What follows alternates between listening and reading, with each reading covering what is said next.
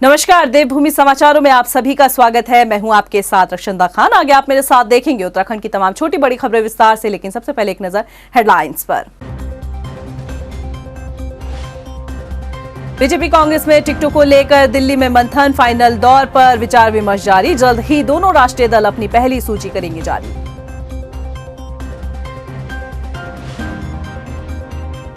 Digitally चुनाव प्रचार प्रसार के सहारे राजनीतिक पार्टियों की जनता तक पहुंचने की कोशिश। सवाल, क्या सोशल मीडिया प्रचार से सियासी दलों की नैया लगेगी पार?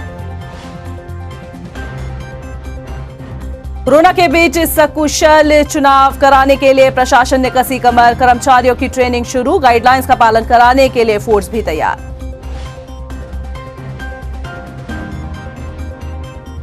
और किशोर किशोरियों के लिए शुरू किए गए कोविड टीकाकरण अभियान ने पकड़ी रफ्तार। स्वास्थ्य विभाग का दावा, 15 जनवरी तक 50% युवाओं को लगी वैक्सीन। हेडलाइंस के बाद बुलेटिन में खबरें विस्तार से। और बात सबसे पहले विधानसभा चुनाव की। 2022 के लिए बीजेपी ने सभी 70 विधानसभा सीटों पर दावेदारों के पैनल को अंतिम रूप दे दिया है। बस फाइनल दौर की प्रक्रिया चल रही है। उम्मीद है कि बीजेपी अपनी पहली लिस्ट जल्द ही जारी करेगी, मगर सूत्रों के हवाले से खबर है कि 28 विधानसभा सीटों पर भाजपा ने अपने उम्मीदवार पक्के कर लिए हैं। आखिर कौन है वो संभावित प्रत्याशी, इसी पर आधारित हमारी एक खास रिपोर्ट। उत्तराखंड विधानसभा चुनाव के लिए 21 जनवरी से नामांकन की प्रक्रिया शुरू हो जाएगी। इस बीच बीजेपी कांग्रेस दोनों ही दलों में प्रत्याशियों की प्रक्रिया में फाइनल दौर चल रहा है। जल्द ही दोनों राष्ट्रीय दल अपने प्रत्याशियों का ऐलान कर सकते हैं। भाजपा ने सभी 70 सीटों पर दावेदारों के पैनल को अंतिम रूप दे दिया है। शनिवार को चुनाव संचालन समिति की बैठक में चर्चा के बाद इस पर मोहर लगाई गई। सूत्रों से निकलकर जो खबरें सामने आ रही हैं, उनके मुताबिक 28 विधानसभा सीटों पर स्थिति लगभग साफ हो गई है। अगर कोई फेरबदल नहीं किया जाता है तो पहले चरण में इन नामों का ऐलान हो सकता है।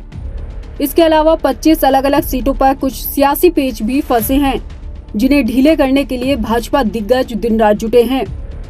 सूत्रों से मिली जानकारी के मुताबिक मुख्यमंत्री पुष्कर सिंह धामी खटीमा से चुनाव लड़ सकते हैं। कैबिनेट मंत्री सतपाल महाराज चौबट्टा खाल, वंशीधर भगत कालाडूंगी, सुबोध उनियाल नरेंद्र नगर, हरक सिंह रावत केदारनाथ, स्वामी यतीश्वरानंद हरिद्वार ग्रामीण सीट, बिशन सिंह चुफाल डीडीहाट, रेखार्य सोमेश्वर, अरविंद पांडे गदरपुर, गणेश जोशी मसूरी, धन सिंह रावत श्रीनगर गढ़वाल, विधानसभा अध्यक्ष प्रेमचंद अग्रवाल ऋषिकेश से, प्रदेश अध्यक्ष मदन कौशिक हरिद्वार, विधायक मुन्ना सिंह चौहान विकास नगर, उमेश शर्मा काऊ रायपुर, विनोद चमोली धर्मपुर, चंदन रामदास बागेश्वर, सौरभ बहुगुणा सितारगंज, राजेश शुक्ला किच्छा, कुंवर प्रणव सिंह खानपुर, महेश जीना सल्ट, चंद्रापंत पिथौरागढ़, प्रेम सिंह नानकमत्ता, नवीन दुमका लालकुआं, बलवंत सिंह भौरियाल कपकोट, रितु खंडूरी यमकेश्वर, प्रीतम पवार धनौल्टी और पूर्व विधायक राजकुमार पुरोला।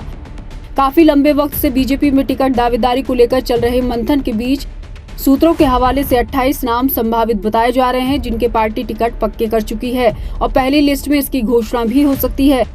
लेकिन सवाल उन 25 सीटों को लेकर खड़ा हो रहा है, जहां भाजपा को काफी मशक्कत करनी पड़ रही है। टाइम टीवी के लिए देहरादून से ब्यूरो रिपोर्ट। उत्तराखंड कांग्रेस में टिकट बंटवारे से पहले घमासान मचा हुआ है। रायपुर विधानसभा सीट से हीरा सिंह बिष्ट और पूर्व कांग्रेस प्रत्याशी प्रभुलाल बहुगुणा अब आमने सामने आ गए हैं। रायपुर से हीरा सिंह बिष्ट ने डोर टू डोर जाकर चुनाव प्रचार प्रसार शुरू कर दिया है, तो उनके प्रचार से प्रभुलाल बहुगुणा और उनके समर्थन ने नाराजगी जताई है। इतना ही नहीं, प्रभुलाल बहुगुणा के समर्थकों ने रायपुर विधानसभा के कई पार्षदों ने हाईकमान को पत्र भी भेजा है। हालांकि इस पूरे मसले पर हीरा सिंह बिष्ट का कहना है कि रायपुर विधानसभा सीट से तैयारी करने के लिए आदेश उन्हें कांग्रेस हाईकमान से ही मिले हैं। मैं माननीय हीरा सिंह बिष्ट जी हमारे बहुत आदरणीय हैं, बहुत सीनियर आदमी हैं और पिछले 3 चुनाव उन्होंने डोईवाला विधानसभा से लड़े हैं और एक चुनाव जीते हैं, 2 चुनाव हारे हैं और उनका जो सब कुछ काम वर्क है कांग्रेस के लिए उन्होंने डोईवाला विधानसभा में किया है, तो उनका जो हक बनता है डोईवाला विधानसभा में ही बनता है, न कि रायपुर विधानसभा में।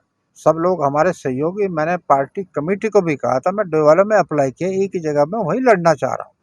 ये पार्टी में गवाह भी है।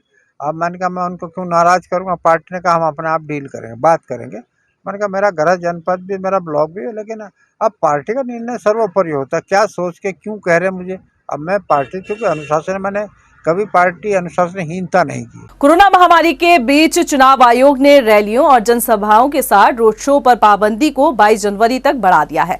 लिहाजा ये करीब तय है कि शायद सियासी दलों को इस बार चुनावी रणभूमि में डिजिटली प्रचार प्रसार के सहारे ही अपनी नैया को पार लगाना होगा, मगर इसके लिए सोशल मीडिया में राजनीतिक दलों की सक्रियता और फॉलोवर्स होने भी जरूरी है। डिजिटल चुनाव प्रचार प्रसार पर आधारित हमारी स्पेशल रिपोर्ट सिर्फ आपके लिए। कोरोना की तीसरी लहर के साए में हो रहे विधानसभा चुनाव में आयोग ने रैलियों, जनसभाओं और रोड शो पर पाबंदी को बढ़ाकर 22 जनवरी तक कर दिया है। हालांकि इलेक्शन कमीशन ने इंडोर बैठक में छूट जरूर दी है, मगर बदलती परिस्थितियों में 2022 की बिसात में राजनीतिक दलों के प्रचार अभियान के तौर तरीके काफी बदले हुए नजर आ रहे हैं। इन बदले हालातों में सियासी दल अब इंटरनेट मीडिया के कई माध्यमों से जनता तक पहुंच बनाने की रणनीति को अमल में ला रहे हैं। प्रदेश में बीजेपी, कांग्रेस और आम आदमी पार्टी वर्चुअल प्रचार अभियान के मामले में एक दूसरे को कड़ी टक्कर देते नजर आ रहे हैं। भाजपा की बात की जाए तो पार्टी का दावा है कि फेसबुक पेज के माध्यम से राज्य में उसकी पहुंच 25 लाख व्यक्तियों तक है। प्रदेश में लगभग 35 लाख लोग फेसबुक का इस्तेमाल करते हैं। पार्टी अन्य 10 लाख व्यक्तियों तक पहुंचने की रणनीति भी बना रही है। ये हुई भाजपा की बात। कांग्रेस के डिजिटली चुनावी प्रचार की बात की जाए तो जल्द ही 7 लाख लोगों को व्हाट्सएप ग्रुप से जोड़ा जा रहा है। इसके जरिए बूथों से लेकर ब्लॉक स्तर पर कार्यकर्ताओं के नेटवर्क को भी मजबूत करने का काम हो रहा है। वेबिनार के जरिए भी बड़ी सभाओं और रैलियों की तैयारी हो रही है। वैसे देखा जाए तो सोशल मीडिया में पॉपुलैरिटी के मामले में हरीश रावत अन्य नेताओं से काफी आगे रहे हैं। हरीश रावत के फेसबुक पर 14.97 लाख, ट्विटर पर 3.82 लाख और इंस्टाग्राम पर 2.40 लाख फॉलोवर्स हैं। दूसरी तरफ मुख्यमंत्री पुष्कर सिंह धामी के सोशल मीडिया में पॉपुलैरिटी को देखा जाए तो फेसबुक पेज पर उनके 2,36,371 फॉलोवर्स हैं, ट्विटर पर 1,23,000 और इंस्टाग्राम पर 96,000 फॉलोवर्स हैं। बीजेपी कांग्रेस के साथ आम आदमी पार्टी इन दिनों सोशल मीडिया पर एक दूसरे को टक्कर देती नजर आ रही है, लेकिन अन्य सियासी दल जैसे बसपा, सपा और यूकेडी का सोशल मीडिया पर ट्रैक रिकॉर्ड बेहतर नहीं है। तो इन दलों के लिए सोशल मीडिया के जरिए चुनावी प्रचार करना एक बड़ी चुनौती बना हुआ है और ये तो चुनावी परिणाम तय करेंगे कि किसका सोशल नेटवर्क कितना लोगों के काम आएगा। टाइम टीवी के लिए देहरादून से ब्यूरो रिपोर्ट। 14 फरवरी को वोटिंग के लिए पोलिंग बूथ पर ड्यूटी करने वाले कर्मचारियों को ट्रेनिंग देने का काम शुरू कर दिया गया है। देहरादून जिले के पोलिंग बूथ पर प्रशिक्षण दिया जा रहा है। जिला निर्वाचन अधिकारी आर राजेश कुमार ने कहा कि सभी कर्मचारी पोलिंग बूथ के दिन पूरी सजगता के साथ मतदान को संपन्न कराएं। इसके साथ ही कोरोना नियमों का पालन करने के भी दिशा निर्देश दिए गए हैं। जिला निर्वाचन अधिकारी आर राजेश कुमार का कहना है कि 22 जनवरी तक चुनावी रैलियों पर पूरी तरीके से प्रतिबंध लगा रहेगा। अभी फ़िलहाल आज पीठासीन अधिकारी और पोलिंग ऑफिसर फर्स्ट की ट्रेनिंग अभी यहाँ पे हम लोग survey of India meeting hall में हम लोग कर रहे हैं। लगभग 1200 पीठासीन अधिकारी पोलिंग ऑफिसर फर्स्ट मिला के हम लोग ट्रेनिंग करा रहे हैं। स्टैगर्ड तरीके से ट्रेनिंग करा रहे हैं। कोविड सेफ्टी प्रोटोकॉल्स को इंश्योर कराते हुए हम करा रहे हैं। और यहाँ पे हम लोगों ने वैक्सीनेशन सेंटर्स भी खोले हैं ताकि जिसका सेकेंड डोज नहीं लगा है, फर्स्ट डोज नहीं लगा है, उनका भी जो है हम लोग यहाँ पे वैक्सीनेशन करा रहे हैं। बूस्टर डोज भी हम लोग यहाँ पे दे रहे हैं। तो मेन अभी फ़िलहाल एम ये है, उद्देश्य ये है कि पोलिंग रिलेटेड रिस्पॉन्सिबिलिटीज से पीठासीन अधिकारी और पोलिंग ऑफिसर फर्स्ट को सेंसिटिवाइज कराना। आगामी विधानसभा चुनाव को लेकर फोर्स की डिमांड के बाद देहरादून पुलिस को अभी तक 3 कंपनियां पैरामिलिट्री उपलब्ध करा दी गई है। इसके लिए 270 होमगार्ड्स दिए गए हैं। वहीं 270 होमगार्ड्स मिलने के बाद चुनाव के दौरान जनपद के 10 इंटरस्टेट बैरियर्स को शुरू कर दिया गया है। बता दें कि 10 इंटरस्टेट बैरियर्स में असामाजिक तत्वों और अपराधियों पर कार्रवाई और शराब तस्करी की रोकथाम अंतर्गत अंतर्राज्यीय सीमा पर प्रवेश करने वाले वाहनों और व्यक्तियों को रोकने के लिए लगाए जाते हैं।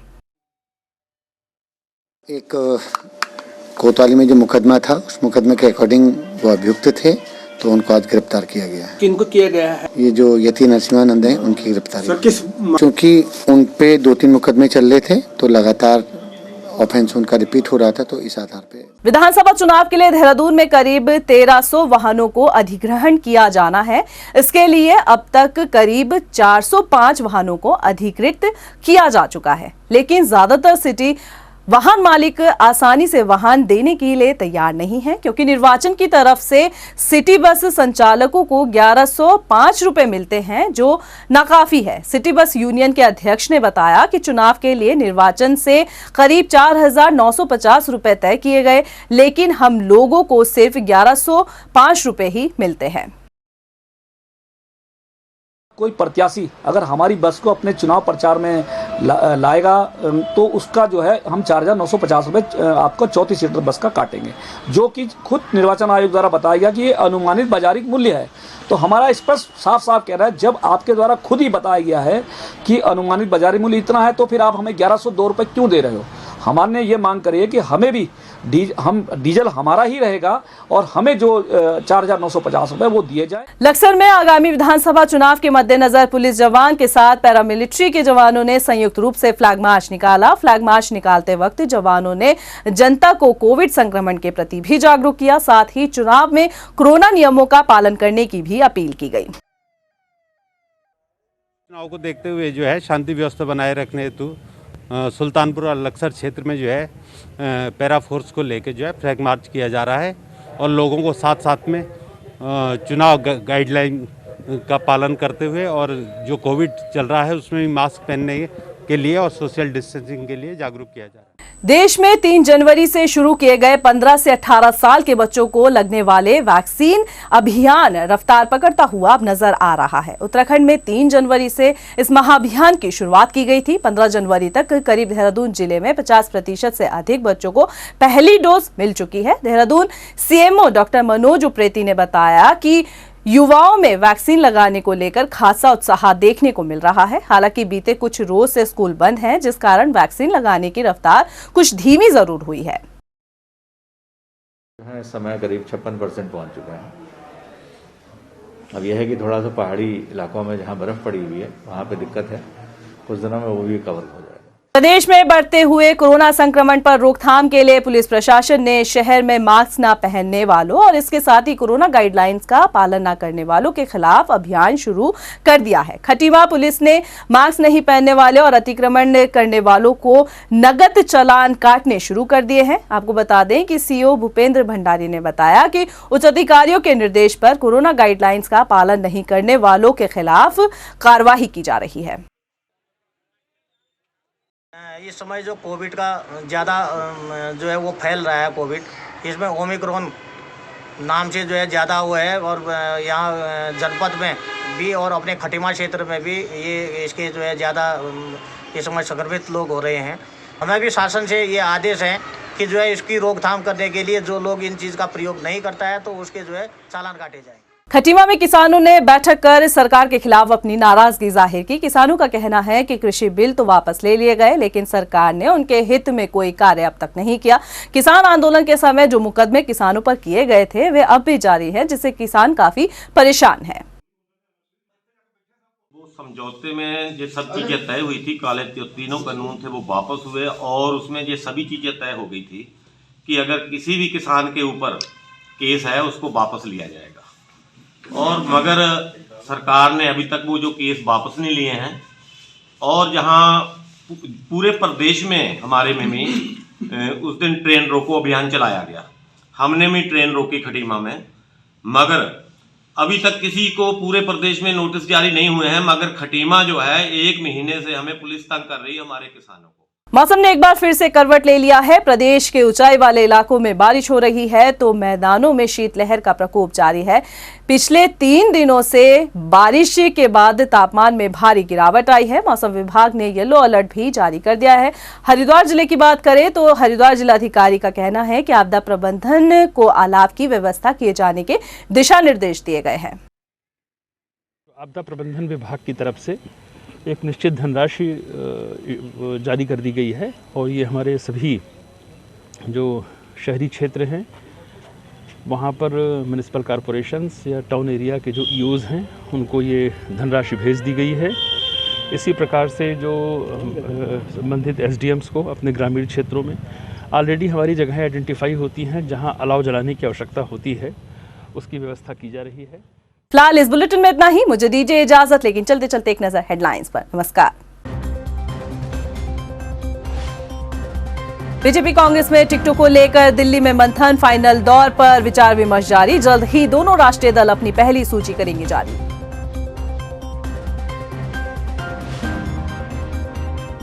डिजिटली चुनाव प्रचार प्रसार के सहारे राजनीतिक पार्टियों की जनता तक पहुंचने की कोशिश। सवाल, क्या सोशल मीडिया प्रचार से सियासी दलों की नैया लगेगी पार?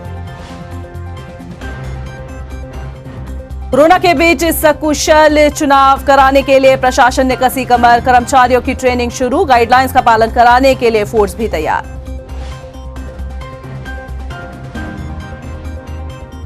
और किशोर किशोरियों के लिए शुरू किए गए कोविड टीकाकरण अभियान ने पकड़ी रफ्तार। स्वास्थ्य विभाग का दावा, 15 जनवरी तक 50% युवाओं को लगी वैक्सीन।